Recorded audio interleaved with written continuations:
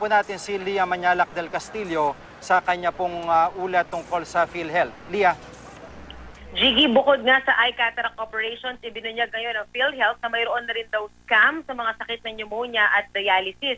Katunayan, itinigil na raw ng PhilHealth kamakailan ang pagbabayad sa dalawang ospital. Isa sa North Luzon at isa sa Mindanao dahil sa milyon-milyong pisong kaduda-dudang claims sa PhilHealth para sa sakit na pulmonya. Iko-confine daw ang pasyente sa ospital kahit simpleng ubo lang ang sakit nito at idinedeklarang pulmonya. Umaabot sa 15,000 pesos ang binabayaran ng PhilHealth kapag moderate pneumonia ang diagnosis at 32,000 pesos naman kapag severe. Sa dialysis, may mga health facilities daw na pinapakyaw ang dialysis package at kiniklaim ito kahit pumanaw na ang pasyente.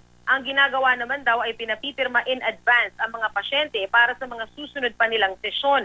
Hawak na rin ng PhilHealth ang isang sulat na nagpapakita raw ng sinasabing mga sindikato na nasa likod ng scam sa nauna ng ibinunyag na eye cataract operation.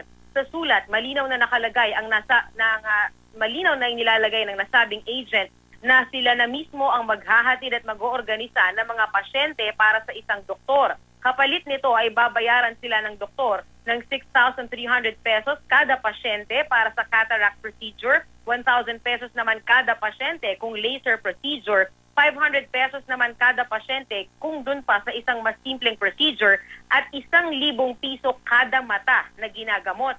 Sa PhilHealth, nasa 9,600 pesos lang ang coverage para sa proseso. Sa ngayon, Jiggy, iniimbestigahan na ng PhilHealth ang nakaraang mga pondo na kanilang inilabas.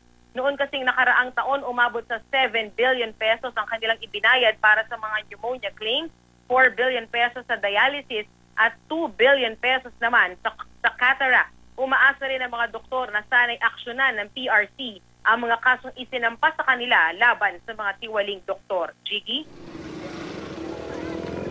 Maraming salamat, Lia Manyalac del Castillo.